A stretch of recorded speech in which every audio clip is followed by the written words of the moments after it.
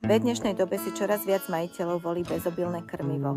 A nie je to len módna vlna, ale premyslené rozhodnutie pre dlhodobé zdravie ich psov.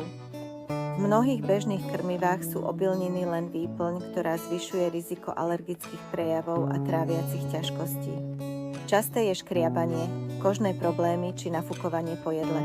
To všetko kvôli nadbytku sacharidov a nízkemu obsahu mäsa.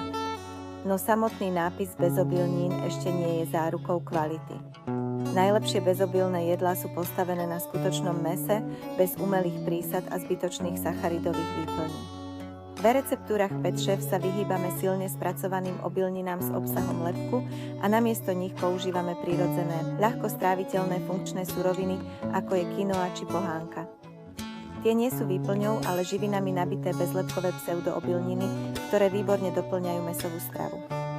U nás je hlavná úloha vždy vyhradená pre skutočné mäso, prírodné prílohy, čerstvú zeleninu a ovocie, pretože veríme, že vedomé krmenie je najväčšia láska, ktorú môžeme dať našim psom. U nás majú hlavné miesto vždy skutočné mäso, prírodzené prílohy, čerstvá zelenina a ovocie, pretože veríme, že vedomé krmenie je ten najväčší prejav lásky, aký môžeme psom dať.